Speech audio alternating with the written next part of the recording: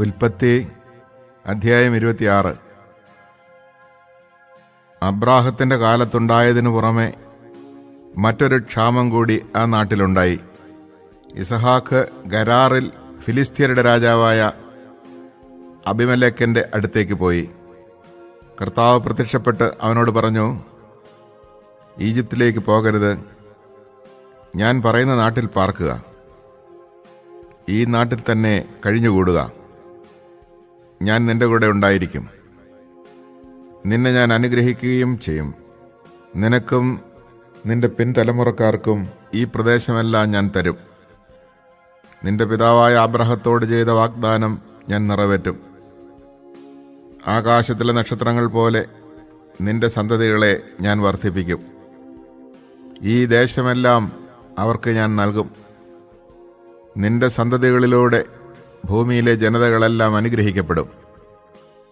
കാരണം അബ്രാഹാം എൻ്റെ സ്വരം കേൾക്കുകയും എൻ്റെ നിർദ്ദേശങ്ങളും കൽപ്പനകളും പ്രമാണങ്ങളും നിയമങ്ങളും പാലിക്കുകയും ചെയ്തു. ഇസഹാക്ക് ഗരാറിൽ തന്നെ താമസിച്ചു. അന്നാട്ടുകാർ അവൻ്റെ ഭാര്യയെക്കുറിച്ച് ചോദിച്ചപ്പോൾ അവൾ എൻ്റെ സഹോദരിയാണ് എന്ന് അവൻ പറഞ്ഞു. അവൾ ഭാര്യയാണെന്ന് പറയാൻ അവന് പേടിയായിരുന്നു. കാരണം അവൾ അഴകുള്ളവളായിരുന്നതുകൊണ്ട് റബേക്കായ്ക്ക് വേണ്ടി നാട്ടുകാർ തന്നെ കൊല്ലുമെന്ന് അവൻ വിചാരിച്ചു. അവൻ അവിടെ പാർപ്പ് തുടങ്ങി. ഏറെ നാളുകൾക്ക് ശേഷം ഒരു ദിവസം ഫിലിസ്ത്യരുടെ രാജാവായ അബിമേലെക്ക് ജനാലയിലൂടെ നോക്കിയപ്പോൾ ഇസഹാക്ക് ഭാര്യ റബേക്കായെ ആലിംഗനം ചെയ്യുന്നത് കണ്ടു. അബിമേലെക്ക് ഇസഹാക്കിനെ വിളിച്ചു ചോദിച്ചു, അവൾ നിന്റെ ഭാര്യയാണല്ലോ, പിന്നെ എന്താണ് സഹോദരിയാണ് എന്ന് പറഞ്ഞത്? അവൻ മറുപടി പറഞ്ഞു, അവൾ മൂലം മരിക്കേണ്ടി വന്നെങ്കിലോ എന്നോർത്താണ് ഞാൻ അങ്ങനെ പറഞ്ഞത്. അബിമേലെക്ക് ചോദിച്ചു, നീ എന്തിനാണ് ഞങ്ങളോട് ഇത് ചെയ്തത്? ജനങ്ങളിൽ ആരെങ്കിലും നിന്റെ ഭാര്യയോടൊത്ത് ശയിക്കുകയും അങ്ങനെ വലിയൊരു അപരാധം നീ ഞങ്ങളുടെ മേൽ വരുത്തി വയ്ക്കുകയും ചെയ്യുമായിരുന്നല്ലോ. അതുകൊണ്ട് അബിമേലെക്ക് ജനങ്ങൾക്കെല്ലാം താക്കീത് നൽകി, ഈ മനുഷ്യനെയോ അവൻ്റെ ഭാര്യയെയോ ആരെങ്കിലും തൊട്ടുപോയാൽ അവൻ വധിക്കപ്പെടും. ഇസഹാക്ക് ആ നാട്ടിൽ കൃഷി ഇറക്കുകയും അക്കൊല്ലം തന്നെ 100 മേനി വിളവെടുക്കുകയും ചെയ്തു. കർത്താവ് അവനെ അനുഗ്രഹിച്ചു. അവൻ അഭിവൃദ്ധിപ്പെട്ടുകൊണ്ടേയിരുന്നു. ക്രമേണ അവൻ വലിയ സമ്പന്നനാവുകയും ചെയ്തു. അവന് ധാരാളം ആടുമാടുകളും പരിചാരകരും ഉണ്ടായിരുന്നു. അതുകൊണ്ട് ഫിലിസ്ത്യർക്ക് അവനോട് അസൂയ തോന്നി. അവൻ്റെ പിതാവായ അബ്രാഹത്തിൻ്റെ വേലക്കാർ കുഴിച്ച കിണറുകളെല്ലാം ഫിലിസ്ത്യർ മണ്ണിട്ട് മൂടി. അബിമേലെക്ക് ഇസഹാക്കിനോട് പറഞ്ഞു, ഞങ്ങളെ വിട്ടു പോവുക, നീ ഞങ്ങളെക്കാൾ കൂടുതൽ ശക്തനായിരിക്കുന്നു. ഇസഹാക്ക് അവിടെ നിന്ന് പുറപ്പെട്ട് ഗരാറിൻ്റെ താഴ്വരയിൽ കൂടാരമടിച്ചു. തൻ്റെ പിതാവായ അബ്രാഹത്തിൻ്റെ കാലത്ത് കുഴിച്ചതും അവൻ്റെ മരണശേഷം ഫിലിസ്ത്യർ നികത്തിക്കളഞ്ഞതുമായ കിണറുകളെല്ലാം ഇസഹാക്ക് വീണ്ടും കുഴിച്ചു. തൻ്റെ പിതാവ് കൊടുത്ത പേരുകൾ തന്നെ അവയ്ക്ക് നൽകുകയും ചെയ്തു. താഴ്വരയിൽ കിണർ കുഴിച്ചുകൊണ്ടിരിക്കെ ഇസഹാക്കിൻ്റെ വേലക്കാർ ഒരു നീരുറവ കണ്ടെത്തി. ഗരാറിലെ ഇടയന്മാർ ഇത് ഞങ്ങളുടെ ഉറവയാണ് എന്ന് പറഞ്ഞ് ഇസഹാക്കിൻ്റെ ഇടയന്മാരുമായി വഴക്കുണ്ടാക്കി. അവർ തന്നോട് വഴക്കിന് വന്നതുകൊണ്ട് അവൻ ആ കിണറിന് ഏസക്ക് എന്ന് പേരിട്ടു. അവർ വീണ്ടും ഒരു കിണർ കുഴിച്ചു. അതിനെ ചൊല്ലിയും വഴക്കുണ്ടായി. അതുകൊണ്ട് അതിനെ അവൻ സിത്ന എന്ന് വിളിച്ചു. അവിടെ നിന്ന് മാറി അകലെ അവർ വേറൊരു കിണർ കുഴിച്ചു. അതിൻ്റെ പേരിൽ വഴക്കുണ്ടായില്ല. അവൻ അതിന് റഹോബോത്ത് എന്ന് പേരിട്ടു. കാരണം അവൻ പറഞ്ഞു, കർത്താവ് ഞങ്ങൾക്ക് ഇടം തന്നിരിക്കുന്നു, ഭൂമിയിൽ ഞങ്ങൾ സമൃദ്ധിയുള്ളവരാകും. അവിടെ നിന്ന് അവൻ ബേർഷബായിലേക്ക് പോയി. ആ രാത്രി തന്നെ കർത്താവ് അവന് പ്രത്യക്ഷപ്പെട്ട് അരുളി ചെയ്തു, നിന്റെ പിതാവായ അബ്രാഹത്തിൻ്റെ ദൈവമാണ് ഞാൻ, നീ ഭയപ്പെടേണ്ട, ഞാൻ നിന്നോടുകൂടെ ഉണ്ട്. എൻ്റെ ദാസനായ അബ്രാഹത്തെ പ്രതി ഞാൻ നിന്നെ അനുഗ്രഹിക്കും, നിന്റെ സന്തതികളെ വർദ്ധിപ്പിക്കുകയും ചെയ്യും. അതിനാൽ അവൻ അവിടെ ഒരു ബലിപീഠം നിർമ്മിച്ചു, കർത്താവിൻ്റെ നാമം വിളിച്ച് അപേക്ഷിച്ചു. അവൻ അവിടെ കൂടാരമടിച്ചു. യിസ്ഹാക്കിൻ്റെ ഭൃത്യന്മാർ അവിടെ ഒരു കിണർ കുഴിച്ചു. ഗരാറിൽ നിന്ന് അബീമേലെക്ക് തൻ്റെ ആലോചനക്കാരനായ അഹൂസത്തും സേനാധിപനായ ഫിക്കോളും ഒരുമിച്ച് യിസ്ഹാക്കിനെ കാണാൻ ചെന്നു.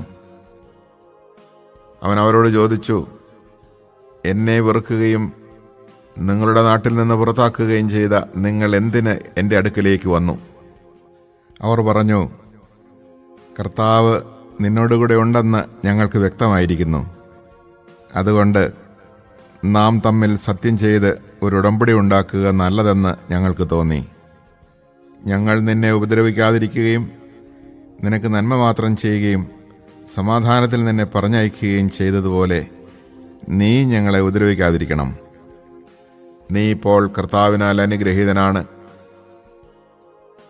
അവൻ അവർക്കൊരു വിരുന്നൊരുക്കി. അവർ തിന്നുകയും കുടിക്കുകയും ചെയ്തു. രാവിലെ അവർ എഴുന്നേറ്റ് അന്യോന്യം സത്യം ചെയ്തു. യിസ്ഹാക്ക് അവരെ യാത്രയാക്കി. അവർ സമാധാനത്തോടെ അവനെ വിട്ടുപോയി. അന്ന് തന്നെ യിസ്ഹാക്കിൻ്റെ വേലക്കാർ വന്ന് തങ്ങൾ കുഴിച്ചുകൊണ്ടിരിക്കുന്ന കിണറ്റിൽ വെള്ളം കണ്ടെന്ന് അവനെ അറിയിച്ചു. അവനതിന് ഷെബാ എന്ന് പേരിട്ടു. അതിനാൽ ഇന്നും ആ പട്ടണത്തിന് ബേർഷെബ എന്നാണ് പേര്. 40 വയസ്സായപ്പോൾ ഏസാവ് ഹിത്യനായ ബേരിയുടെ പുത്രി യൂദിത്തിനെയും ഹിത്യനായ ഏലോണിൻ്റെ പുത്രി ബാസ്മത്തിനെയും വിവാഹം ചെയ്തു. അവർ യിസ്ഹാക്കിൻ്റെയും റബേക്കായുടെയും ജീവിതം ദുഃഖപൂർണമാക്കി.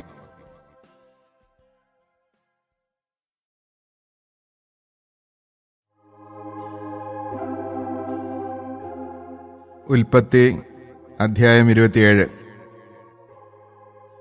യിസ്ഹാക്കിന് പ്രായമായി, കണ്ണിന് കാഴ്ച കുറഞ്ഞു. അവൻ മൂത്ത മകൻ ഏസാവിനെ വിളിച്ചു, എൻ്റെ മകനെ. ഇതാ ഞാൻ, അവൻ വിളി കേട്ടു. യിസ്ഹാക്ക് പറഞ്ഞു, എനിക്ക് വയസ്സായി, എന്നാണ് ഞാൻ മരിക്കുക എന്ന് അറിഞ്ഞുകൂടാ. നിന്റെ ആയുധങ്ങളായ അമ്പും വില്ലും എടുത്ത് വയലിൽ പോയി വേട്ടയാടി കുറെ കാട്ടിറച്ചി കൊണ്ടുവരിക. എനിക്കിഷ്ടപ്പെട്ട രീതിയിൽ രുചികരമായി പാകം ചെയ്ത് എൻ്റെ മുമ്പിൽ വിളമ്പുക. അത് ഭക്ഷിച്ചിട്ട് നിന്നെ ഞാൻ മരിക്കും മുമ്പേ അനുഗ്രഹിക്കട്ടെ. യിസ്ഹാക്ക് ഏസാവിനോട് പറയുന്നത് റബേക്ക കേൾക്കുന്നുണ്ടായിരുന്നു. ഏസാവ് കാട്ടിറച്ചി തേടി വയലിലേക്ക് പോയി. അപ്പോൾ അവൾ യാക്കോബിനോട് പറഞ്ഞു, നിന്റെ പിതാവ് നിന്റെ സഹോദരനായ ഏസാവിനോട് നായാട്ടിറച്ചി കൊണ്ടുവന്ന് രുചികരമായി പാകം ചെയ്ത് എൻ്റെ മുമ്പിൽ വിളമ്പുക. ഞാൻ മരിക്കും മുമ്പ് അത് ഭക്ഷിച്ചിട്ട് ദൈവത്തിൻ്റെ മുമ്പിൽ നിന്നെ അനുഗ്രഹിക്കട്ടെ എന്ന് പറയുന്നത് ഞാൻ കേട്ടു. അതുകൊണ്ട് മകനെ, നീ ഇപ്പോൾ എൻ്റെ വാക്കനുസരിച്ച് പ്രവർത്തിക്കുക. ആട്ടിൻകൂട്ടത്തിൽ നിന്ന് 2 നല്ല കുഞ്ഞാടുകളെ പിടിച്ചുകൊണ്ടുവരിക. ഞാൻ അവ കൊണ്ട് നിന്റെ പിതാവിന് ഇഷ്ടപ്പെട്ട രുചികരമായ ഭക്ഷണം ഉണ്ടാക്കാം. നീ അത് പിതാവിൻ്റെ അടുക്കൽ കൊണ്ടുചെല്ലണം. അപ്പോൾ അദ്ദേഹം മരിക്കും മുമ്പ് അത് ഭക്ഷിച്ച് നിന്നെ അനുഗ്രഹിക്കും. യാക്കോബ് അമ്മ റബേക്കയോട് പറഞ്ഞു, ഏസാവ് ശരീരമാകെ രോമമുള്ളവനാണ്, എന്നാൽ എൻ്റെ ദേഹം മിനുസമുള്ളതാണ്. പിതാവ് എന്നെ തൊട്ടു നോക്കുകയും ഞാൻ കബളിപ്പിക്കുകയാണെന്ന് മനസ്സിലാക്കുകയും ചെയ്താൽ അനുഗ്രഹത്തിന് പകരം ശാപമായിരിക്കില്ലേ എനിക്ക് ലഭിക്കുക? അവൻ്റെ അമ്മ പറഞ്ഞു, ആ ശാപം എൻ്റെ മേലായിരിക്കട്ടെ. മകനെ, ഞാൻ പറയുന്നത് കേൾക്കുക. പോയി അവ കൊണ്ടുവരിക. അവൻ പോയി അവയെ പിടിച്ച് അമ്മയുടെ മുമ്പിൽ കൊണ്ടുവന്നു. അവൾ അവൻ്റെ പിതാവിന് ഇഷ്ടപ്പെട്ട രുചികരമായ ഭക്ഷണം തയ്യാറാക്കി. അവൾ മൂത്ത മകൻ ഏസാവിൻ്റെതായി തൻ്റെ പക്കൽ വീട്ടിലിരുന്ന ഏറ്റവും വിലപ്പെട്ട വസ്ത്രങ്ങളെടുത്ത് ഇളയ മകൻ യാക്കോബിനെ ധരിപ്പിച്ചു. ആട്ടിൻ തോലുകൊണ്ട് അവൻ്റെ കൈകളും കഴുത്തിലെ മിനുസമുള്ള ഭാഗവും മൂടി. പാകം ചെയ്ത രുചികരമായ മാംസവും അപ്പവും അവൾ യാക്കോബിൻ്റെ കയ്യിൽ കൊടുത്തു. യാക്കോബ് പിതാവിൻ്റെ അടുക്കൽ ചെന്ന് വിളിച്ചു, എൻ്റെ പിതാവേ. ഇതാ ഞാൻ, അവൻ വിളി കേട്ടു. നീ ആരാണ് മകനെ എന്ന് അവൻ ചോദിച്ചു. യാക്കോബ് മറുപടി പറഞ്ഞു, അങ്ങയുടെ കടിഞ്ഞൂൽ പുത്രൻ ഏസാവാണ് ഞാൻ. അങ്ങ് ആവശ്യപ്പെട്ടതുപോലെ ഞാൻ ചെയ്തിരിക്കുന്നു. എഴുന്നേറ്റ് എൻ്റെ നയാട്ടിറച്ചി ഭക്ഷിച്ച് എന്നെ അനുഗ്രഹിച്ചാലും. എന്നാൽ ഇസഹാക്ക് ചോദിച്ചു, എൻ്റെ മകനെ, നിനക്ക് ഇത് ഇത്ര വേഗം എങ്ങനെ കിട്ടി? യാക്കോബ് പറഞ്ഞു, അങ്ങയുടെ ദൈവമായ കർത്താവ് ഇതിനെ എൻ്റെ മുമ്പിൽ കൊണ്ടുവന്നു. അപ്പോൾ ഇസഹാക്ക് യാക്കോബിനോട് പറഞ്ഞു, അടുത്തു വരിക മകനെ, ഞാൻ നിന്നെ തൊട്ടു നോക്കി നീ എൻ്റെ മകൻ ഏസാവ് തന്നെയോ എന്നറിയട്ടെ. യാക്കോബ് പിതാവായ ഇസഹാക്കിൻ്റെ അടുത്ത് ചെന്നു. അവനെ തടവി നോക്കിയിട്ട് ഇസഹാക്ക് പറഞ്ഞു, സ്വരം യാക്കോബിൻ്റെതാണ്, എന്നാൽ കൈകൾ ഏസാവിൻ്റേതും. ഇസഹാക്ക് അവനെ തിരിച്ചറിഞ്ഞില്ല, കാരണം അവൻ്റെ കൈകൾ സഹോദരനായ ഏസാവിൻ്റെ കൈകൾ പോലെ രോമം നിറഞ്ഞതായിരുന്നു. ഇസഹാക്ക് അവനെ അനുഗ്രഹിച്ചു. അവൻ ചോദിച്ചു, സത്യമായും നീ എൻ്റെ മകൻ ഏസാവ് തന്നെയാണോ? അതേ എന്ന് അവൻ മറുപടി പറഞ്ഞു. ഇസഹാക്ക് പറഞ്ഞു, എൻ്റെ മകനെ, നിന്റെ നായാട്ടിറച്ചി കൊണ്ടുവരിക, അത് തിന്നിട്ട് ഞാൻ നിന്നെ അനുഗ്രഹിക്കട്ടെ. ഇസഹാക്ക് അത് ഭക്ഷിക്കുകയും അവൻ കൊണ്ടുവന്ന വീഞ്ഞു കുടിക്കുകയും ചെയ്തു. ഇസഹാക്ക് അവനോട് പറഞ്ഞു, നീ അടുത്തു വന്ന് എന്നെ ചുംബിക്കുക. അവൻ ചുംബിച്ചപ്പോൾ ഇസഹാക്ക് അവൻ്റെ ഉടുപ്പ് മണത്തു നോക്കി, അവനെ അനുഗ്രഹിച്ചു. കർത്താവ് കനിഞ്ഞ് അനുഗ്രഹിച്ച വയലിൻ്റെ മണമാണ് എൻ്റെ മകൻ്റേതെന്ന് അവൻ പറഞ്ഞു. ആകാശത്തിൻ്റെ മഞ്ഞും ഭൂമിയുടെ ഫലപുഷ്ടിയും ദൈവം നിനക്ക് നൽകട്ടെ. ധാന്യവും വീഞ്ഞും സമൃദ്ധമാകട്ടെ. ജനതകൾ നിനക്ക് സേവ ചെയ്യട്ടെ. രാജ്യങ്ങൾ നിന്റെ മുമ്പിൽ തലകുനിക്കട്ടെ. നിന്റെ സഹോദരർക്ക് നീ നാഥനായിരിക്കുക. നിന്റെ അമ്മയുടെ പുത്രന്മാർ നിന്റെ മുമ്പിൽ തലകുനിക്കട്ടെ. നിന്നെ ശപിക്കുന്നവൻ ശപ്തനും അനുഗ്രഹിക്കുന്നവൻ അനുഗ്രഹീതനുമാകട്ടെ. ഇസഹാക്ക് യാക്കോബിനെ അനുഗ്രഹിക്കുകയും യാക്കോബ് അവൻ്റെ മുമ്പിൽ നിന്ന് പുറത്തു കടക്കുകയും ചെയ്തപ്പോൾ നായാട്ട് കഴിഞ്ഞ് ഏസാവ് തിരിച്ചെത്തി. അവനും പിതാവിന് ഇഷ്ടപ്പെട്ട ഭക്ഷണം തയ്യാറാക്കി പിതാവിൻ്റെ അടുക്കൽ കൊണ്ടുവന്നിട്ട് പറഞ്ഞു, പിതാവേ, എഴുന്നേറ്റ് അങ്ങയുടെ മകൻ്റെ നായാട്ടിറച്ചി ഭക്ഷിച്ച് എന്നെ അനുഗ്രഹിച്ചാലും. നീ ആരാണ്? ഇസഹാക്ക് ചോദിച്ചു. അവൻ പറഞ്ഞു, അങ്ങയുടെ കടിഞ്ഞൂൽ പുത്രൻ ഏസാവാണ് ഞാൻ. ഇസഹാക്ക് അത്യധികം പരിഭ്രമിച്ച് വിറയ്ക്കാൻ തുടങ്ങി. അവൻ ചോദിച്ചു, നായാട്ടിറച്ചിയുമായി നിനക്ക് മുമ്പേ എൻ്റെ മുമ്പിൽ വന്നതാരാണ്? ഞാനത് തിന്നുകയും അവനെ അനുഗ്രഹിക്കുകയും ചെയ്തല്ലോ. അവൻ അനുഗ്രഹിക്കപ്പെട്ടവനായിരിക്കും. പിതാവിൻ്റെ വാക്ക് കേട്ടപ്പോൾ ഏസാവ് അതീവ ദുഃഖത്തോടെ കരഞ്ഞു. പിതാവേ, എന്നെയും അനുഗ്രഹിക്കുക, അവൻ അപേക്ഷിച്ചു. ഇസഹാക്ക് പറഞ്ഞു, നിന്റെ സഹോദരൻ എന്നെ കബളിപ്പിച്ചു. നിനക്കുള്ള വരം എന്നിൽ നിന്ന് തട്ടിയെടുത്തു. ഏസാവ് പറഞ്ഞു, വെറുതെയാണോ അവനെ യാക്കോബ് എന്ന് വിളിക്കുന്നത്? 2 തവണ അവൻ എന്നെ ചതിച്ചു. കടിഞ്ഞൂൽ അവകാശം എന്നിൽ നിന്ന് അവൻ കൈക്കലാക്കി. ഇപ്പോഴിതാ എനിക്കുള്ള അനുഗ്രഹവും അവൻ തട്ടിയെടുത്തിരിക്കുന്നു. വീണ്ടും അവൻ പിതാവിനോട് ചോദിച്ചു, എനിക്ക് വേണ്ടി ഒരു വരം പോലും അങ്ങ് നീക്കി വച്ചിട്ടില്ലേ? ഇസ്ഹാക്ക് പറഞ്ഞു, ഞാൻ അവനെ നിന്റെ യജമാനനാക്കി, അവൻ്റെ സഹോദരന്മാരെ അവൻ്റെ ദാസന്മാരും. ധാന്യവും വീഞ്ഞും കൊണ്ട് ഞാൻ അവനെ ധന്യനാക്കി. മകനെ, നിനക്ക് വേണ്ടി എന്താണ് എനിക്കിനി ചെയ്യാൻ കഴിയുക? എൻ്റെ പിതാവേ, ഒറ്റ വരമേ അങ്ങയുടെ പക്കലുള്ളോ? എന്നെയും അനുഗ്രഹിക്കുക എന്ന് പറഞ്ഞ് അവൻ പൊട്ടിക്കരഞ്ഞു. അപ്പോൾ ഇസ്ഹാക്ക് പറഞ്ഞു, ആകാശത്തിൻ്റെ മഞ്ഞിൽ നിന്നും ഭൂമിയുടെ ഫലപുഷ്ടിയിൽ നിന്നും നീ അകന്നിരിക്കും. വാളുകൊണ്ട് നീ ജീവിക്കും, നിന്റെ സഹോദരന് നീ ദാസ്യവൃത്തി ചെയ്യും. എന്നാൽ സ്വതന്ത്രനാകുമ്പോൾ ആ നുകം നീ തകർത്ത് കളയും. പിതാവ് യാക്കോബിന് നൽകിയ അനുഗ്രഹം മൂലം ഏസാവ് യാക്കോബിനെ വെറുത്തു, അവൻ ആത്മകഥം ചെയ്തു. പിതാവിനെപ്പറ്റി വിലപിക്കാനുള്ള ദിവസങ്ങൾ അടുത്തു വരുന്നുണ്ട്, അപ്പോൾ ഞാൻ അവനെ കൊല്ലും. മൂത്ത മകനായ ഏസാവിൻ്റെ വാക്കുകൾ റബേക്കായുടെ ചെവിയിലെത്തി.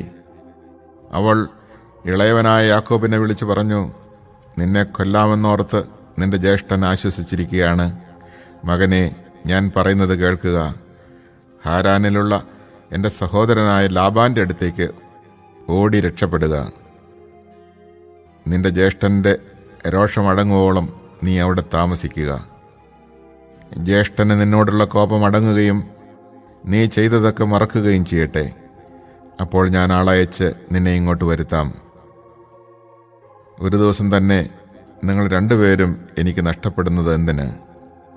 അത് കഴിഞ്ഞ് റബേക്ക ഇസഹാക്കിനോട് പറഞ്ഞു, ഈ ഹിത്യ സ്ത്രീകൾ മൂലം എനിക്ക് ജീവിതം മടുത്തു. ഈ നാട്ടുകാരായ ഇവരെപ്പോലെയുള്ള ഹിത്യ സ്ത്രീകളിൽ നിന്ന് ഒരുവേളെ യാക്കോബും വിവാഹം കഴിച്ചാൽ പിന്നെ ഞാൻ എന്തിന് ജീവിക്കണം?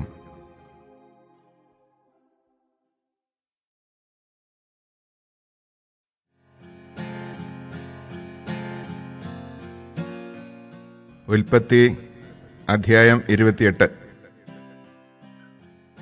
ഇസഹാക്ക് യാക്കോബിനെ വിളിച്ച് അനുഗ്രഹിച്ചുകൊണ്ട് പറഞ്ഞു, കാനാന്യ സ്ത്രീകളിൽ ആരെയും നീ വിവാഹം കഴിക്കരുത്. പാദാനാരാമിൽ നിന്റെ അമ്മയുടെ പിതാവായ ബെത്തുവേലിൻ്റെ വീട്ടിലേക്ക് പോവുക. ലാബാന്റെ പുത്രിമാരിൽ ഒരാളെ ഭാര്യയായി സ്വീകരിക്കുക. സർവശക്തനായ ദൈവം നിന്നെ അനുഗ്രഹിച്ച് സമൃദ്ധമായി വർദ്ധിപ്പിച്ച് നിന്നിൽ നിന്ന് പല ജനതകളെ ഉളവാക്കട്ടെ.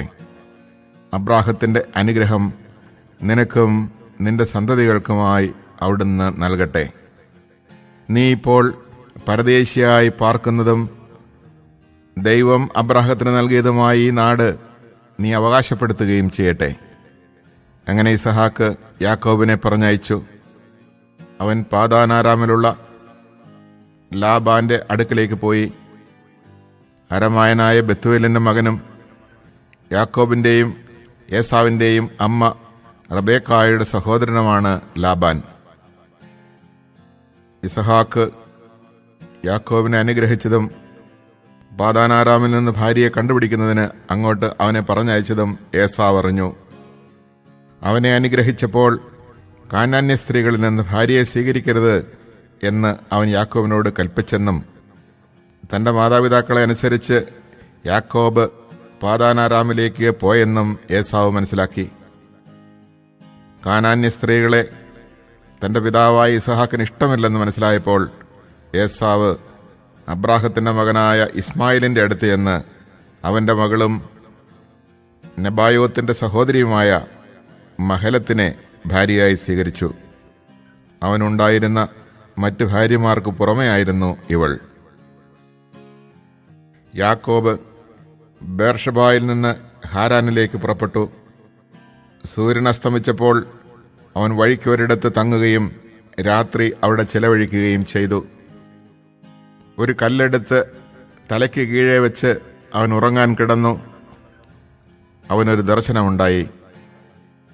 ഭൂമിയിൽ ഉറപ്പിച്ചിരുന്ന ഒരു ഗോവണി, അതിൻ്റെ അറ്റം ആകാശത്ത് മുട്ടിയിരുന്നു. ദൈവദൂതന്മാർ അതിലൂടെ കയറുകയും ഇറങ്ങുകയും ചെയ്തുകൊണ്ടിരുന്നു. ഗോവണിയുടെ മുകളിൽ നിന്നുകൊണ്ട് കർത്താവ് അരുളി ചെയ്തു, ഞാൻ നിന്റെ പിതാവായ അബ്രാഹത്തിൻ്റെയും ഇസഹാക്കിൻ്റെയും ദൈവമായ കർത്താവാണ്. നീ കിടക്കുന്ന ഈ മണ്ണ് നിനക്കും നിന്റെ സന്തതികൾക്കും ഞാൻ നൽകും. നിന്റെ സന്തതികൾ ഭൂമിയിലെ പൂഴി പോലെ എണ്ണമറ്റവരായിരിക്കും. കിഴക്കോട്ടും പടിഞ്ഞാറോട്ടും തെക്കോട്ടും വടക്കോട്ടും നിങ്ങൾ വ്യാപിക്കും. നിന്നിലൂടെയും നിന്റെ സന്തതികളിലൂടെയും ഭൂമിയിലെ ഗോത്രങ്ങളെല്ലാം അനുഗ്രഹിക്കപ്പെടും. ഇതാ, ഞാൻ നിന്നോടുകൂടെ ഉണ്ട്. നീ പോകുന്നിടത്തെല്ലാം ഞാൻ നിന്നെ കാത്തുരക്ഷിക്കും. നിന്നെ ഈ നാട്ടിലേക്ക് തിരികെ കൊണ്ടുവരും. നിന്നോട് പറഞ്ഞതൊക്കെ നിറവേറ്റുന്നതുവരെ ഞാൻ നിന്നെ കൈവിടുകയില്ല. അപ്പോൾ യാക്കോബ് ഉറക്കത്തിൽ നിന്നുണർന്നു. അവൻ പറഞ്ഞു, തീർച്ചയായും കർത്താവ് ഈ സ്ഥലത്തുണ്ട്, എന്നാൽ ഞാൻ അതറിഞ്ഞില്ല. ഭീതി പൂണ്ട് അവൻ പറഞ്ഞു, ഈ സ്ഥലം എത്ര ഭയാനകമാണ്! ഇത് ദൈവത്തിൻ്റെ ഭവനമല്ലാതെ മറ്റൊന്നുമല്ല. സ്വർഗത്തിൻ്റെ കവാടമാണ് ഇവിടം. യാക്കോബ് അതിരാവിലെ എഴുന്നേറ്റ് തലയ്ക്ക് കീഴെ വച്ചിരുന്ന കല്ലെടുത്ത് ഒരു തൂണായി കുത്തി നിർത്തി അതിന്മേൽ എണ്ണ ഒഴിച്ചു. അവൻ ആ സ്ഥലത്തിന് ബഥേൽ എന്ന് പേരിട്ടു. ലൂസ് എന്നായിരുന്നു ആ പട്ടണത്തിൻ്റെ ആദ്യത്തെ പേര്. അത് കഴിഞ്ഞ് യാക്കോബ് ഒരു പ്രതിജ്ഞ ചെയ്തു. ദൈവമായ കർത്താവ് എൻ്റെ കൂടെ ഉണ്ടായിരിക്കുകയും ഈ യാത്രയിൽ എന്നെ സംരക്ഷിക്കുകയും എനിക്കുണ്ണാനും ഉടുക്കാനും തരികയും എൻ്റെ പിതാവിൻ്റെ വീട്ടിലേക്ക് സമാധാനത്തോടെ ഞാൻ തിരിച്ചെത്തുകയും ചെയ്താൽ കർത്താവായിരിക്കും എൻ്റെ ദൈവം. തൂണായി കുത്തി നിർത്തിയിരിക്കുന്ന ഈ കല്ല് ദൈവത്തിൻ്റെ ഭവനമായിരിക്കും. അവിടുന്ന് എനിക്ക് തരുന്നതിൻ്റെ എല്ലാം 10 ഞാൻ അവിടത്തേക്ക് സമർപ്പിക്കുകയും ചെയ്യും.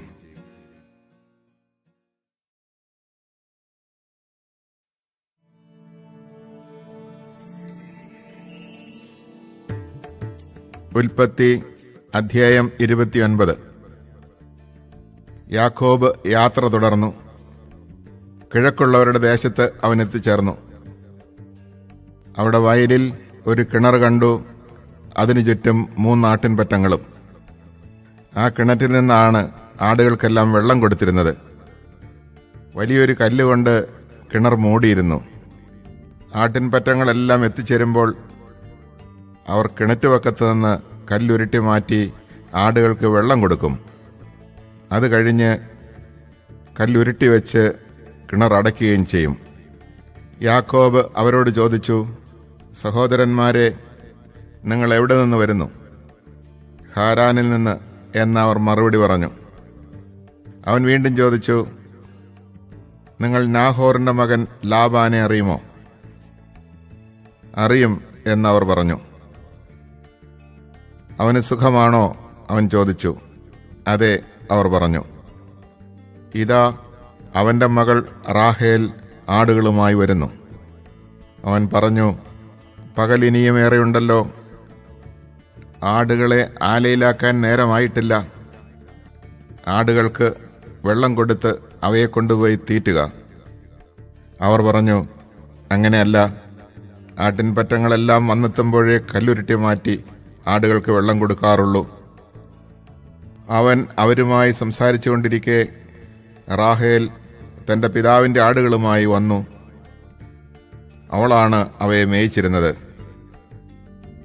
തൻ്റെ മാതൃസഹോദരനായ ലാബാന്റെ മകൾ റാഹേലിനെയും അവൻ്റെ ആടുകളെയും കണ്ടപ്പോൾ യാക്കോബ് ചെന്ന് കിണർ മൂടിയിരുന്ന കല്ലുരുട്ടി മാറ്റുകയും ലാബാന്റെ ആടുകൾക്ക് വെള്ളം കൊടുക്കുകയും ചെയ്തു. പിന്നീട് അവൻ റാഹേലിനെ ചുംബിക്കുകയും ഉറക്കെ കരയുകയും ചെയ്തു. താൻ അവളുടെ പിതാവിൻ്റെ ബന്ധുവും റബേക്കായുടെ മകനുമാണെന്ന് യാക്കോബ് അവളോട് പറഞ്ഞു. അവൾ ഓടിച്ചെന്ന് പിതാവിനെ വിവരമറിയിച്ചു. തൻ്റെ സഹോദരിയുടെ പുത്രനായ യാക്കോബിൻ്റെ വാർത്ത കേട്ടപ്പോൾ ലാബാൻ അവനെ കാണാൻ ഓടിയെത്തി. അവൻ യാക്കോബിനെ കെട്ടിപ്പിടിച്ച് ചുംബിച്ചു വീട്ടിലേക്ക് കൂട്ടിക്കൊണ്ടുപോയി. യാക്കോബ് വിവരങ്ങളെല്ലാം ലാബാനോട് പറഞ്ഞു. ലാബാൻ പറഞ്ഞു, എൻ്റെ അസ്ഥിയും മാംസവും തന്നെയാണ് നീ. 1 മാസം യാക്കോബ് അവൻ്റെ കൂടെ പാർത്തു. ഒരു ദിവസം ലാബാൻ യാക്കോബിനെ വിളിച്ചു പറഞ്ഞു, നീ എൻ്റെ ചാർച്ചക്കാരനാണെന്ന് കരുതി എനിക്ക് വേണ്ടി എന്തിനു വെറുതെ പണിയെടുക്കുന്നു? നിനക്ക് എന്ത് പ്രതിഫലം വേണമെന്ന് പറയുക. ലാബാന് 2 പുത്രിമാരുണ്ടായിരുന്നു. മൂത്തവളുടെ പേര് ലയ എന്നും ഇളയവളുടെ പേര് റാഹേൽ എന്നും.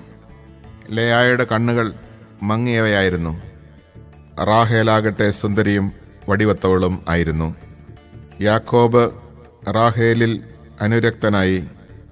അവൻ ലാബാനോട് പറഞ്ഞു, അങ്ങയുടെ ഇളയ മകളായ റാഹേലിന് വേണ്ടി 7 കൊല്ലം അങ്ങയുടെ കീഴിൽ ഞാൻ ജോലി ചെയ്യാം.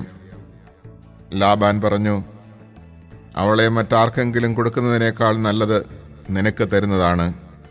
എൻ്റെ കൂടെ പാർത്തുകൊള്ളുക. അങ്ങനെ റാഹേലിന് വേണ്ടി യാക്കോബ് 7 കൊല്ലം പണിയെടുത്തു. അവളോടുള്ള സ്നേഹം മൂലം ആ വർഷങ്ങൾ ഏതാനും നാളുകളായേ അവന് തോന്നിയുള്ളൂ. യാക്കോബ് ലാബാനോട് പറഞ്ഞു, പറഞ്ഞിരുന്ന സമയം പൂർത്തിയായി. എനിക്കെൻ്റെ ഭാര്യയെ തരിക, ഞാൻ അവളോട് ചേരട്ടെ. ലാബാൻ നാട്ടിലുള്ളവരെയെല്ലാം വിളിച്ചുകൂട്ടി ഒരു വിരുന്ന് നടത്തി. രാത്രിയായപ്പോൾ അവൻ തൻ്റെ മകൾ ലേയായെ യാക്കോബിൻ്റെ അടുത്തേക്ക് കൊണ്ടുചെന്നു. അവൻ അവളോടുകൂടെ ശയിച്ചു. ലാബാൻ ലേയായ്ക്ക് പരിചാരികയായി തൻ്റെ അടിമയായ സിൽഫായെ കൊടുത്തു. നേരം വെളുത്തപ്പോൾ ലേയായെയാണ് തനിക്ക് ലഭിച്ചതെന്ന് അവൻ മനസ്സിലാക്കി. അവൻ ലാബാനോട് പറഞ്ഞു, എന്താണ് അങ്ങീ ചെയ്തത്? റാഹേലിന് വേണ്ടിയല്ലേ ഞാൻ പണിയെടുത്തത്? എന്നെ ചതിച്ചത് എന്തിന്? ലാബാൻ പറഞ്ഞു, മൂത്തവൾ നിൽക്കെ ഇളയവളെ പറഞ്ഞയക്കുക ഞങ്ങളുടെ നാട്ടിൽ പതിവില്ല. ഇവളുടെ വിവാഹവാരം പൂർത്തിയാകട്ടെ, അതിനുശേഷം ഇളയവളെയും നിനക്ക് തരാം. 7 വർഷത്തേക്ക് കൂടി നീ എനിക്ക് വേണ്ടി വേല ചെയ്യണം. യാക്കോബ് സമ്മതിച്ചു. വിവാഹവാരം പൂർത്തിയായപ്പോൾ ലാബാൻ തൻ്റെ മകളായ റാഹേലിനെയും അവന് ഭാര്യയായി നൽകി. തൻ്റെ അടിമയായ ബിൽഹായെ ലാബാൻ റാഹേലിന് പരിചാരികയായി നൽകി. യാക്കോബ് റാഹേലിൻ്റെ കൂടെയും ശയിച്ചു. അവൻ ലേയായേക്കാൾ കൂടുതൽ റാഹേലിനെ സ്നേഹിച്ചു.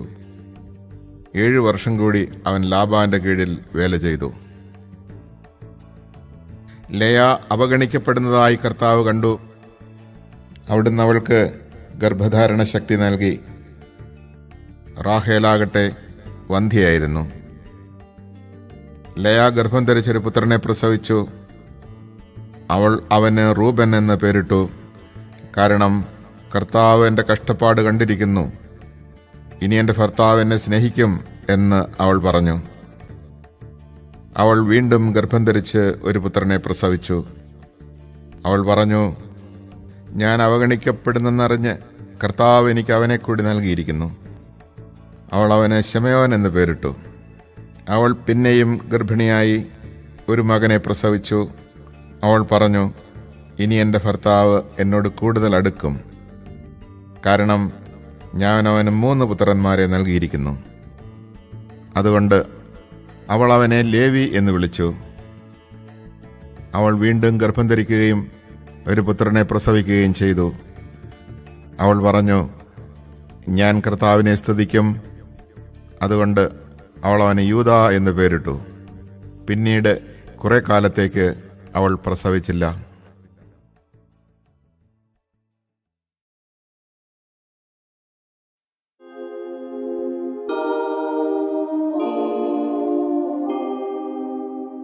ഉൽപ്പത്തി അധ്യായം 30.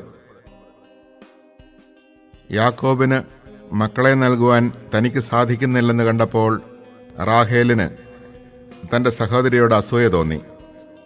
അവൾ യാക്കോബിനോട് പറഞ്ഞു, എനിക്കും മക്കളെ തരിക, അല്ലെങ്കിൽ ഞാൻ മരിക്കും. യാക്കോബ് കോപിച്ച് അവളോട് പറഞ്ഞു, ഞാൻ ദൈവത്തിൻ്റെ സ്ഥാനത്താണോ? അവിടുന്നല്ലേ നിനക്ക് സന്താനം നിഷേധിച്ചിരിക്കുന്നത്? അവൾ പറഞ്ഞു, ഇതാ എൻ്റെ പരിചാരികയായ ബിൽഹ, അവളെ പ്രാപിക്കുക. അവളുടെ സന്താനത്തെ അവൾ എൻ്റെ മടിയിൽ വയ്ക്കും. അങ്ങനെ അവളിലൂടെ എനിക്കും മക്കളെ ലഭിക്കും. അവൾ തൻ്റെ പരിചാരിക ബിൽഹായെ അവന് നൽകി. യാക്കോബ് അവളെ പ്രാപിച്ചു. ബിൽഹ ഗർഭം ധരിക്കുകയും യാക്കോബിന് അവളിൽ ഒരു പുത്രൻ ജനിക്കുകയും ചെയ്തു. അപ്പോൾ റാഹേൽ പറഞ്ഞു, ദൈവം എനിക്ക് അനുകൂലമായി വിധിച്ചിരിക്കുന്നു. എൻ്റെ പ്രാർത്ഥന കേട്ട് എനിക്കൊരു പുത്രനെ നൽകിയിരിക്കുന്നു. അതുകൊണ്ട് അവൾ അവന് ദാൻ എന്ന് പേരിട്ടു. റാഹേലിൻ്റെ പരിചാരികയായ ബിൽഹ വീണ്ടും ഗർഭിണിയായി. അവളിൽ യാക്കോബിന് 2ാമതൊരു പുത്രൻ കൂടി ജനിച്ചു. റാഹേൽ പറഞ്ഞു, എൻ്റെ സഹോദരിയുമായി കടുത്ത മത്സരം നടത്തി ഞാൻ ജയിച്ചിരിക്കുന്നു. അവൾ അവനെ നഫ്താലി എന്ന് വിളിച്ചു. തനിക്ക് വീണ്ടും മക്കളുണ്ടാവുന്നില്ല എന്ന് കണ്ട ലെയ തൻ്റെ പരിചാരികയായ സിൽഫായെ യാക്കോബിന് നൽകി. ലെയായുടെ പരിചാരികയായ സിൽഫായിൽ യാക്കോബിന് ഒരു പുത്രൻ ജനിച്ചു. ഭാഗ്യം എന്നുദ്ഘോഷിച്ചുകൊണ്ട് ലെയ അവന് ഗാദ് എന്ന് പേരിട്ടു. ലെയായുടെ പരിചാരികയായ സിൽഫായിൽ യാക്കോബിന് വീണ്ടും ഒരു പുത്രൻ ജനിച്ചു. ലെയ പറഞ്ഞു, ഞാൻ ഭാഗ്യവതിയാണ്, സ്ത്രീകൾ എന്നെ ഭാഗ്യവതി എന്ന് വിളിക്കും. അതുകൊണ്ട് അവൾ അവന് ആഷേർ എന്ന് പേരിട്ടു.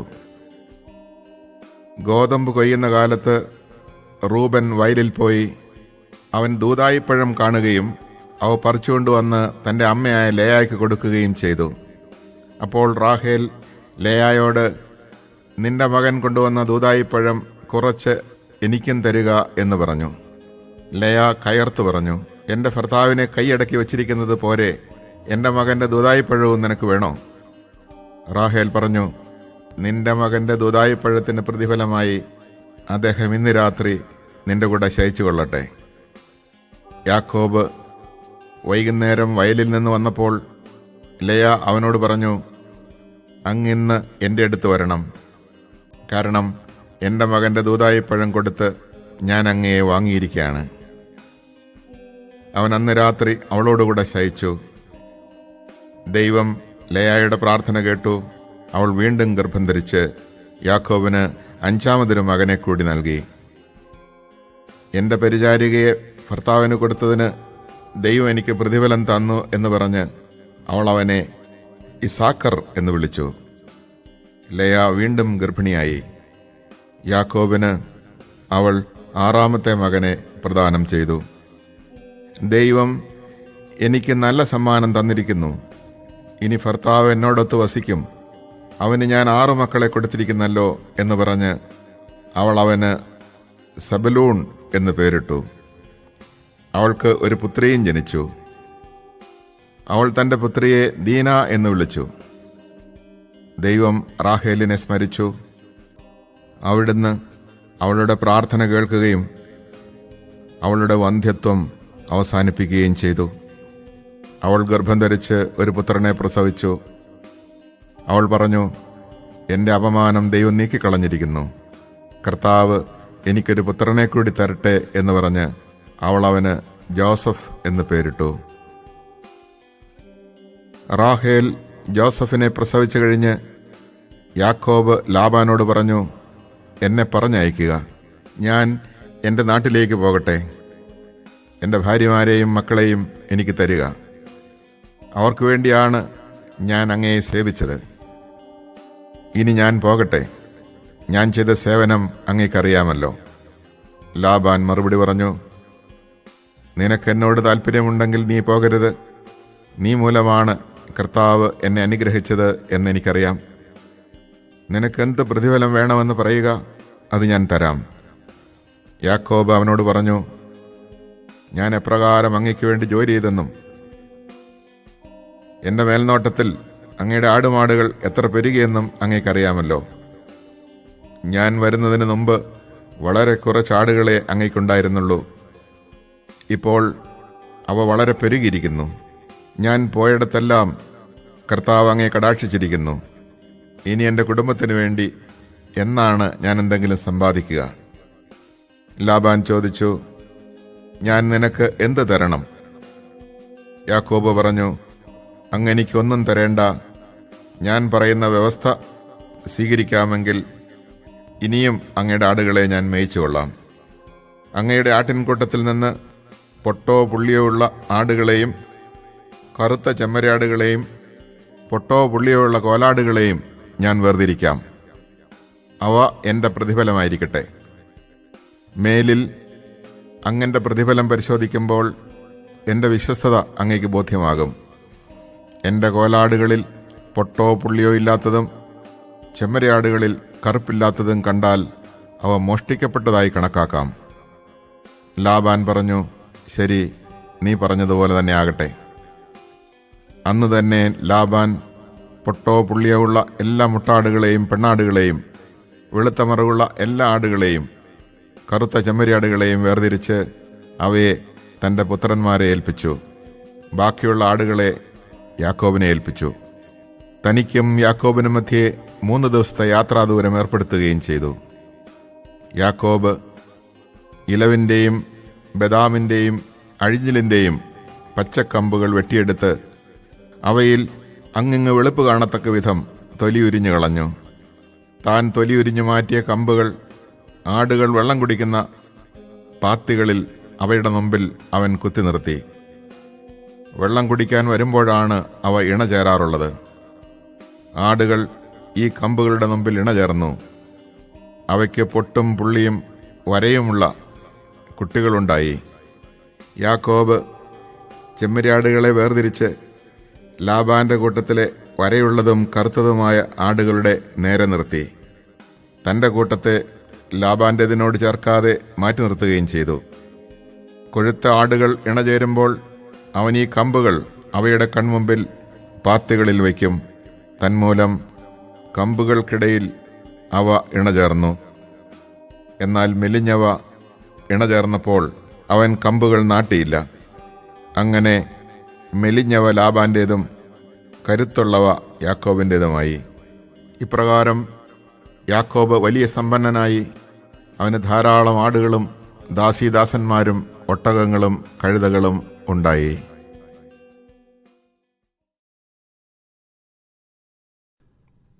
Chapter 26. There was a famine in the land, distinct from the earlier one that had occurred in the days of Abraham, and Isaac went down to Abimelech, king of the Philistines, in Gerar. The Lord appeared to him and said, "Do not go down to Egypt, but continue to camp wherever in this land I tell you. Stay in this land, and I will be with you and bless you. For to you and your descendants I will give all these lands in fulfillment of the oath that I swore to your father Abraham. I will make your descendants as numerous as the stars in the sky, and give them all these lands, and in your descendants all the nations of the earth shall find blessing. This because Abraham obeyed me, keeping my mandate, my commandments, my ordinances, and my instructions." So Isaac settled in Gerar. When the men of the place asked questions about his wife, he answered, "She is my sister." He was afraid, if he called her his wife, the men of the place would kill him on account of Rebekah, since she was very beautiful. But when he had been there for a long time, Abimelech, king of the Philistines, happened to look out of a window, and was surprised to see Isaac fondling his wife Rebekah. He called for Isaac and said, "She must certainly be your wife. How could you have said, 'She is my sister'?" Isaac replied, "I thought I might lose my life on her account." "How could you do this to us?" exclaimed Abimelech. "It would have taken very little for one of the men to lie with your wife, and you would have thus brought guilt upon us." Abimelech therefore gave this warning to all his men, "Anyone who molests this man or his wife shall forthwith be put to death." Isaac sowed a crop in that region and reaped 100-fold the same year. Since the Lord blessed him, he became richer and richer all the time until he was very wealthy indeed. He acquired such flocks and herds and so many work animals that the Philistines became envious of him. The Philistines had stopped up and filled with dirt all the wells that his father's servants had dug back in the days of his father Abraham. So Abimelech said to Isaac, "Go away from us. You have become far too numerous for us." Isaac left there and made the Wadi Gerar his regular campsite. Isaac reopened the wells which his father's servants had dug back in the days of his father Abraham, and which the Philistines had stopped up after Abraham's death. He gave them the same names that his father had given them. But when Isaac's servants dug in the wadi and reached spring water in their well, the shepherds of Gerar quarreled with Isaac's servants, saying, "The water belongs to us." So the well was called Ezek, because they had challenged him there. Then they dug another well, and they quarreled over that one too, so it was called Sitnah. When he had moved on from there, he dug still another well, but over this one they did not quarrel. It was called Rehoboth, because he said, "The Lord has now given us ample room, and we shall flourish in the land." From there Isaac went up to Beersheba. The same night the Lord appeared to him and said, I am the God of your father Abraham. You have no need to fear, since I am with you. I will bless you and multiply your descendants for the sake of my servant Abraham." So he built an altar there and invoked the Lord by name. After he had pitched his tent there, his servants began to dig a well nearby. Abimelech had meanwhile come to him from Gerar, accompanied by Ahuzath, his counselor, and Phicol, the general of his army. Isaac asked them, "Why have you come to me, seeing that you hate me and have driven me away from you?" They answered, "We are convinced that the Lord is with you, so we propose that there be a sworn agreement between our two sides, between you and us. Let us make a pact with you. You shall not act unkindly toward us, just as we have not molested you, but have always acted kindly toward you and have let you depart in peace. Henceforth the Lord's blessing be upon you." Isaac then made a feast for them, and they ate and drank. Early the next morning they exchanged oaths. Then Isaac bade them farewell, and they departed from him in peace. That same day Isaac's servants came and brought him news about the well they had been digging. They told him, "We have reached water." He called it Sheba, hence the name of the city Beersheba to this day. When Esau was 40 years old, he married Judith, daughter of Beeri the Hittite, and Basemath, daughter of Elon the Hivite. But they became a source of embitterment to Isaac and Rebekah. Chapter 27. When Isaac was so old that his eyesight had failed him, he called his older son Esau and said to him, "Son?" "Yes, father," he replied. Isaac then said, "As you can see, I am so old that I may now die at any time. Take your gear, therefore, your quiver and bow, and go out into the country to hunt some game for me. With your catch prepare an appetizing dish for me, such as I like, and bring it to me to eat, so that I may give you my special blessing before I die." Rebekah had been listening while Isaac was speaking to his son Esau. So when Esau went out into the country to hunt some game for his father, Rebekah said to her son Jacob, "Listen, I overheard your father tell your brother Esau, 'Bring me some game, and with it prepare an appetizing dish for me to eat, that I may give you my blessing with the Lord's approval before I die.' Now, son, listen carefully to what I tell you. Go to the flock and get me 2 choice kids. With these I will prepare an appetizing dish for your father, such as he likes. Then bring it to your father to eat, that he may bless you before he dies." "But my brother Esau is a hairy man," said Jacob to his mother Rebekah, "and I am smooth-skinned. Suppose my father feels me. He will think I am making sport of him, and I shall bring on myself a curse instead of a blessing." His mother, however, replied, "Let any curse against you, son, fall on me. Just do as I say. Go and get me the kids." So Jacob went and got them and brought them to his mother. And with them she prepared an appetizing dish, such as his father liked. Rebekah then took the best clothes of her older son Esau that she had in the house, and gave them to her younger son Jacob to wear. And with the skins of the kids she covered up his hands and the hairless parts of his neck. Then she handed her son Jacob the appetizing dish and the bread she had prepared. Bringing them to his father, Jacob said, "Father?" "Yes," replied Isaac. "Which of my sons are you?" Jacob answered his father, "I am Esau, your firstborn. I did as you told me. Please sit up and eat some of my game, so that you may give me your special blessing."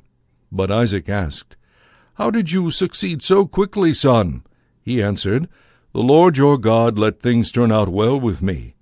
Isaac then said to Jacob, "Come closer, son, that I may feel you, to learn whether you really are my son Esau or not." So Jacob moved up closer to his father. When Isaac felt him, he said, "Although the voice is Jacob's, the hands are Esau's." He failed to identify him because his hands were hairy, like those of his brother Esau, so in the end he gave him his blessing. Again he asked him, "Are you really my son Esau?" "Certainly," he replied. Then Isaac said, "Serve me your game, son, that I may eat of it and then give you my blessing." Jacob served it to him, and Isaac ate. He brought him wine, and he drank. Finally his father Isaac said to him, "Come closer, son, and kiss me." As Jacob went up and kissed him, Isaac smelled the fragrance of his clothes. With that he blessed him, saying, Ah, the fragrance of my son is like the fragrance of a field that the Lord has blessed. May God give you of the dew of the heavens, and of the fertility of the earth, abundance of grain and wine. Let peoples serve you, and nations pay you homage. Be master of your brothers, and may your mother's sons bow down to you. Cursed be those who curse you, and blessed be those who bless you. Jacob had scarcely left his father, just after Isaac had finished blessing him, when his brother Esau came back from his hunt.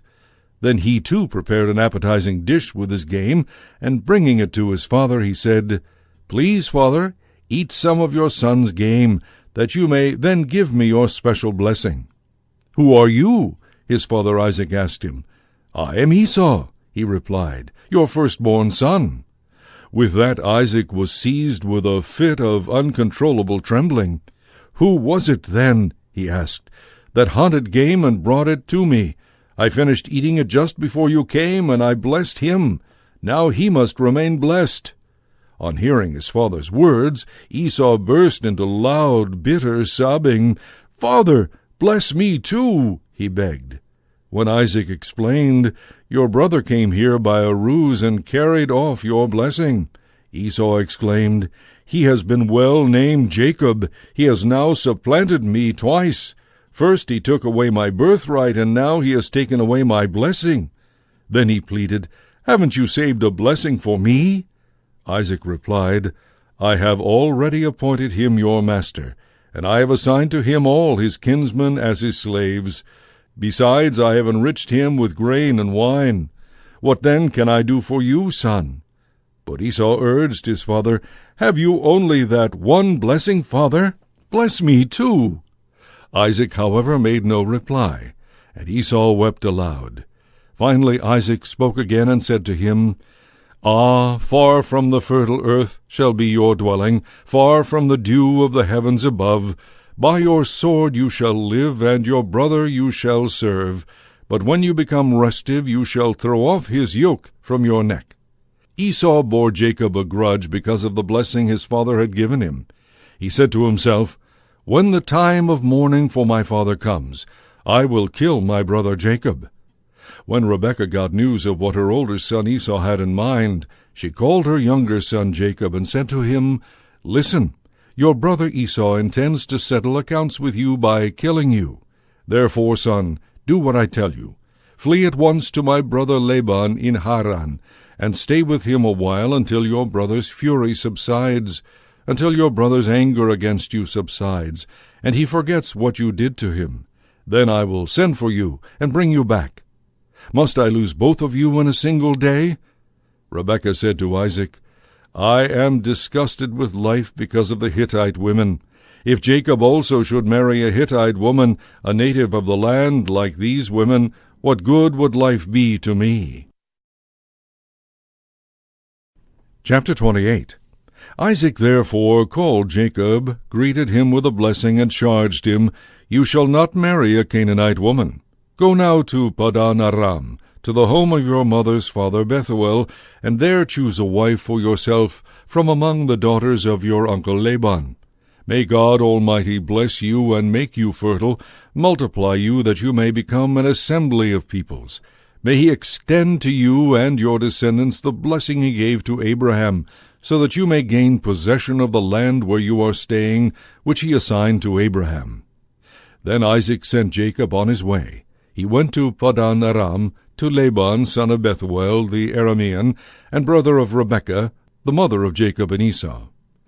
Esau noted that Isaac had blessed Jacob when he sent him to Padan Aram to get himself a wife there, charging him, as he gave him his blessing, not to marry a Canaanite woman, and that Jacob had obeyed his father and mother and gone to Padan Aram. Esau realized how displeasing the Canaanite women were to his father Isaac, so he went to Ishmael, and in addition to the wives he had, married Mahalath, the daughter of Abraham's son Ishmael, and sister of Nebaioth. Jacob departed from Beersheba, and proceeded toward Haran. When he came upon a certain shrine, as the sun had already set, he stopped there for the night. Taking one of the stones at the shrine, he put it under his head and lay down to sleep at that spot. Then he had a dream. A stairway rested on the ground with its top reaching to the heavens, and God's messengers were going up and down on it. And there was the Lord standing beside him and saying, I, the Lord, am the God of your forefather Abraham and the God of Isaac. The land on which you are lying I will give to you and your descendants. These shall be as plentiful as the dust of the earth, and through them you shall spread out east and west, north and south. In you and your descendants all the nations of the earth shall find blessing. Know that I am with you. I will protect you wherever you go, and bring you back to this land. I will never leave you until I have done what I promised you. When Jacob awoke from his sleep, he exclaimed, Truly the Lord is in this spot, although I did not know it. In solemn wonder he cried out, How awesome is this shrine! This is nothing else but an abode of God, and that is the gateway to heaven. Early the next morning Jacob took the stone that he had put under his head, set it up as a memorial stone, and poured oil on top of it. He called that site Bethel, whereas the former name of the town had been Luz. Jacob then made this vow, If God remains with me, to protect me on this journey I am making, and to give me enough bread to eat and clothing to wear, and I come back safe to my father's house, the Lord shall be my God. This stone that I have set up as a memorial stone shall be God's abode. Of everything you give me, I will faithfully return 1/10 part to you.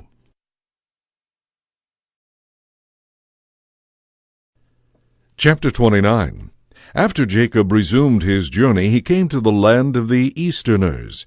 Looking about, he saw a well in the open country, with 3 droves of sheep huddled near it, for droves were watered from that well. A large stone covered the mouth of the well. Only when all the shepherds were assembled there could they roll the stone away from the mouth of the well and water the flocks. Then they would put the stone back again over the mouth of the well.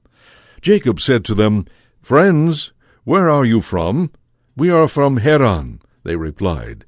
Then he asked them, Do you know Laban, son of Nahor? We do, they answered. He inquired further, Is he well? He is, they answered. And here comes his daughter Rachel with his flock. Then he said, There is still much daylight left. It is hardly the time to bring the animals home. Why don't you water the flocks now, and then continue pasturing them? We cannot, they replied, until all the shepherds are here to roll the stone away from the mouth of the well. Only then can we water the flocks. While he was still talking with them, Rachel arrived with her father's sheep. She was the one who tended them. As soon as Jacob saw Rachel, the daughter of his uncle Laban, with the sheep of his uncle Laban, he went up, rolled the stone away from the mouth of the well, and watered his uncle's sheep. Then Jacob kissed Rachel and burst into tears. He told her that he was her father's relative, Rebekah's son, and she ran to tell her father. When Laban heard the news about his sister's son Jacob, he hurried out to meet him. After embracing and kissing him, he brought him to his house. Jacob then recounted to Laban all that had happened. And Laban said to him, You are indeed my flesh and blood. After Jacob had stayed with him a full month, Laban said to him, Should you serve me for nothing just because you are a relative of mine? Tell me what your wages should be. Now Laban had 2 daughters. The older was called Leah, the younger Rachel. Leah had lovely eyes, but Rachel was well-formed and beautiful. Since Jacob had fallen in love with Rachel, he answered Laban, I will serve you 7 years for your younger daughter Rachel. Laban replied, I prefer to give her to you rather than to an outsider. Stay with me. So Jacob served 7 years for Rachel, yet they seemed to him but a few days because of his love for her. Then Jacob said to Laban, Give me my wife, that I may consummate my marriage with her, for my term is now completed. So Laban invited all the local inhabitants and gave a feast. At nightfall he took his daughter Leah and brought her to Jacob, and Jacob consummated the marriage with her. Laban assigned his slave girl Zilpah to his daughter Leah as her maidservant. In the morning Jacob was amazed. It was Leah. So he cried out to Laban, "How could you do this to me? Was it not for Rachel that I served you? Why did you dupe me?" "It is not the custom in our country," Laban replied, "to marry off a younger daughter before an older one. Finish the bridal week for this one, and then I will give you the other 2, in return for another 7 years of service with me." Jacob agreed. He finished the bridal week for Leah, and then Laban gave him his daughter Rachel in marriage. Laban assigned his slave girl Bilhah to his daughter Rachel as her maidservant. Jacob then consummated his marriage with Rachel also, and he loved her more than Leah. Thus he remained in Laban's service another 7 years. When the Lord saw that Leah was unloved, he made her fruitful, while Rachel remained barren. Leah conceived and bore a son, and she named him Reuben, for she said, "It means, the Lord saw my misery. Now my husband will love me." She conceived again and bore a son, and said, "It means, the Lord heard that I was unloved, and therefore he has given me this one also." So she named him Simeon. Again she conceived and bore a son, and she said, "Now at last my husband will become attached to me, since I have now borne him 3 sons. That is why she named him Levi. Once more she conceived and bore a son, and she said, "This time I will give grateful praise to the Lord." Therefore she named him Judah.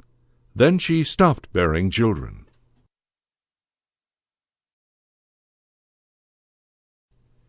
Chapter 30. When Rachel saw that she failed to bear children to Jacob, she became envious of her sister. She said to Jacob, "Give me children, or I shall die." In anger Jacob retorted, "Can I take the place of God, who has denied you the fruit of the womb?" She replied, "Here is my maidservant Bilhah. Have intercourse with her, and let her give birth on my knees, so that I too may have offspring, at least through her." So she gave him her maidservant Bilhah as a consort, and Jacob had intercourse with her. When Bilhah conceived and bore a son, Rachel said, "God has vindicated me. Indeed, he has heeded my plea and given me a son." Therefore she named him Dan. Rachel's maidservant Bilhah conceived again and bore a second son, and Rachel said, "I engaged in a fateful struggle with my sister, and I prevailed." So she named him Naphtali. When Leah saw that she had ceased to bear children, she gave her maidservant Zilpah to Jacob as a consort. So Jacob had intercourse with Zilpah, and she conceived and bore a son. Leah then said, "What good luck!" So she named him Gad. Then Leah's maidservant Zilpah bore a second son to Jacob, and Leah said, "What good fortune!" meaning, "Women call me fortunate." So she named him Asher. One day during the wheat harvest, when Reuben was out in the field, he came upon some mandrakes, which he brought home to his mother Leah.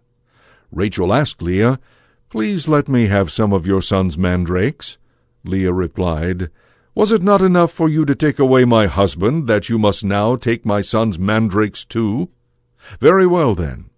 Rachel answered, "In exchange for your son's mandrakes, Jacob may lie with you tonight." That evening, when Jacob came home from the fields, Leah went out to meet him. "You are now to come in with me," she told him, "because I have paid for you with my son's mandrakes." So that night he slept with her, and God heard her prayer. She conceived and bore a 5th son to Jacob. Leah then said, "God has given me my reward for having let my husband have my maidservant," so she named him Issachar. Leah conceived again and bore a 6th son to Jacob, and she said, "God has brought me a precious gift. This time my husband will offer me presents, now that I have borne him 6 sons. So she named him Zebulun. Finally she gave birth to a daughter, and she named her Dinah. Then God remembered Rachel. He heard her prayer and made her fruitful. She conceived and bore a son, and she said, "God has removed my disgrace." So she named him Joseph, meaning, "May the Lord add another son to this one for me." After Rachel gave birth to Joseph, Jacob said to Laban, Give me leave to go to my homeland. Let me have my wives for whom I served you, and my children too, that I may depart. You know very well the service that I have rendered you. Laban answered him, If you will, please. I have learned through divination that it is because of you that God has blessed me. So he continued, State what wages you want from me, and I will pay them. Jacob replied, You know what work I did for you, and how well your livestock fared under my care. The little you had before I came has grown into very much, since the Lord's blessings came upon you in my company. Therefore I should now do something for my own household as well. What should I pay you? Laban asked. Jacob answered, You do not have to pay me anything outright. I will again pasture and tend your flock, if you do this one thing for me. Go through your whole flock today, and remove from it every dark animal among the sheep, and every spotted or speckled one among the goats. Only such animals shall be my wages. In the future, whenever you check on these wages of mine, let my honesty testify against me. Any animal in my possession that is not a speckled or spotted goat or a dark sheep, got there by theft. Very well, agreed Laban. Let it be as you say. That same day Laban removed the streaked and spotted he-goats and all the speckled and spotted she-goats, all those with some white on them, as well as the fully dark-colored sheep. These he left in charge of his sons. Then he put a 3 days' journey between himself and Jacob, while Jacob continued to pasture the rest of Laban's flock. Jacob, however, got some fresh shoots of poplar, almond, and plane trees, and he made white stripes in them by peeling off the bark down to the white core of the shoots. The rods that he had thus peeled he then set upright in the watering troughs, so that they would be in front of the animals that drank from the troughs. When the animals were in heat as they came to drink, the goats mated by the rods, and so they brought forth streaked, speckled, and spotted kids. The sheep, on the other hand, Jacob kept apart, and he set these animals to face the streaked or fully dark-colored animals of Laban. Thus he produced special flocks of his own, which he did not put with Laban's flock. Moreover, whenever the hardier animals were in heat, Jacob would set the rods in the troughs in full view of these animals, so that they mated by the rods. But with the weaker animals he would not put the rods there. So the feeble animals would go to Laban, but the sturdy ones to Jacob. Thus the man grew increasingly prosperous, and he came to own not only large flocks, but also male and female servants and camels and asses.